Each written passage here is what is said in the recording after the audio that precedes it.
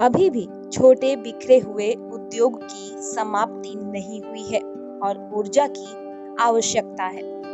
Obra NH 98 पर जिला मुख्यालय से 15 किलोमीटर दूर एक छोटा शहर है। ओबरा ब्लॉक में 6 गांव में औसतन 20 पंचायतें हैं। भौगोलिक ब्लॉक पूर्व और दक्षिण में दाऊदनगर, रफीगंज, औरंगाबाद और पश्चिम में रोहतास जिला द्वारा सीमांकित किया गया है। ओबरा की सबसे आश्चर्यजनक विशेषता यह है कि यह 3 नदियों से घिरा है, अर्थात पुनपुन जो पश्चिमी और उत्तरी भाग से बहती है, आदरी नदी जो पूर्वी क्षेत्रों को सुर्खी शहर के करीब से पार करती है, और सोन जो पश्चिम से होकर बहती है। नदी फसलों और अन्य मूल्यवान फसलों के लिए आसपास की भूमि को बहुत उपजाऊ बनाते हैं।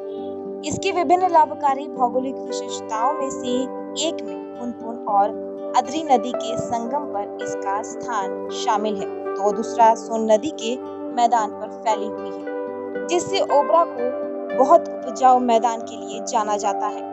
मगध क्षेत्र के चावल का कटोरा इस शहर में उपयुक्त भौगोलिक विशेषताओं और विपुल भूमि का जबरदस्त ट्रैक ओबरा की मौद्रिक पैदावार को कम करके चावल के बड़े पैमाने पर उत्पादन के लिए प्रेरित करता है, और जिससे ओबरा को व्यापक रूप से राजधानी क्षेत्र का चावल के रूप में जाना जाता है। बिहार की राजधानी जो कि ओबरा और बिहार के अन्य हिस्सों से 114 किलोमीटर दूर स्थित है। साथ ही झारखंड भी इसके चावल उत्पादन से लाभान्वित होता है।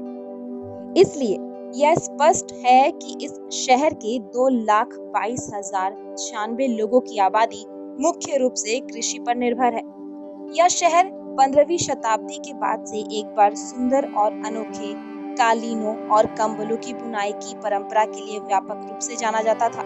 सरकार ने भी कंबल उद्योग का समर्थन किया, यहाँ तक कि 50 साल के लिए एक कच्चे कंबल के लिए एक प्रसंस्करण संयंत्र स्थापित किया और कंबल का व्यापार 100 साल पीछे चला गया। कंबल उद्योग निसंदेह ओबरा की अर्थव्यवस्था का ही नहीं बल्कि संपूर्ण भारतीय अर्थव्यवस्था का एक महत्वपूर्ण खंड था, लेकिन हाल के वर्षों में इसका आकार घटता देखा गया और दुर्भाग्य से आधे से अधिक आबादी इन क्षेत्रों पर निर्भर है। एक पुरानी परंपरा को संरक्षित करने के लिए, एक उद्योग को विलुप्त होने से बचाने के लिए और रोजगार के अवसरों को बढ़ाने के लिए एक परोपकारी और सामाजिक कार्यकर्ता ऋषि कुमार ने इन उद्योगों को नवीनीकृत करने और कांसा बर्तन, कालीन और कंबल बनाने की परंपरा को वापस लाया है, जो सभी विलुप्त होने के कगार पर है। वह खाद्य प्रसंस्करण इकाई के साथ साथ MSME एग्रो क्लस्टर लाने के लिए चावल बेल्ट को पुनर्जीवित करने के लिए पूरी तरह से तैयार है, जो वैश्विक महामारी के कारण और भी महत्वपूर्ण हो गया है।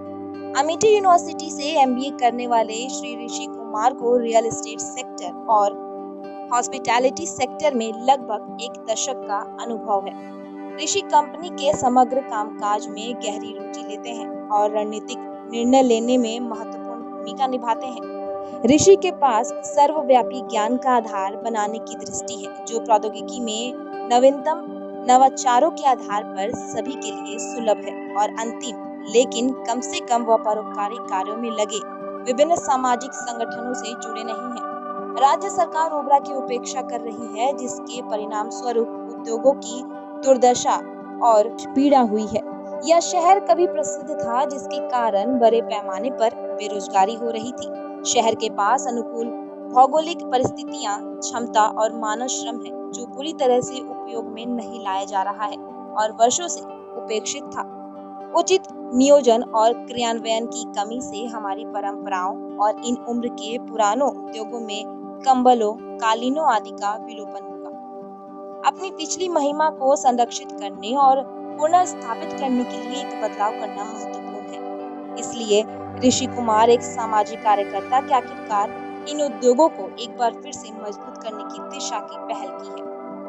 एक व्यक्ति जिसे अपनी संस्कृति, अपनी जड़ों, अपनी मातृभूमि के बारे में सही समझ है, वह ओबरा के कल्याण के लिए काम करने के लिए तैयार है और इसका सबसे अच्छा उपयोग कर रहे हैं। श्री ऋषि कुमार ने विशेष रूप से ओबरा के MSME क्षेत्र में बदलाव लाने की योजना बनाई है, जिससे बेरोजगारी का उन्मूलन होगा।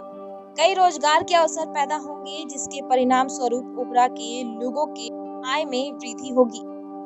समग्र रूप से भारत की अर्थव्यवस्था में योगदान। इसके अलावा उन्होंने ओबरा में एक पैरामेडिकल कॉलेज खोलने की भी योजना बनाई है, जो बेहतर शिक्षा प्रणाली और जागरूकता के कारण और भी अधिक रोजगार के अवसर पैदा करेगा। हो सकता है कि इस तरह की परिवर्तन और युवा उत्साही ऊर्जा है, जिसकी ओबरा को अभी जरूरत है, ताकि इस सदियों पुरानी परंपराओं को पुनर्जीवित किया जा सके।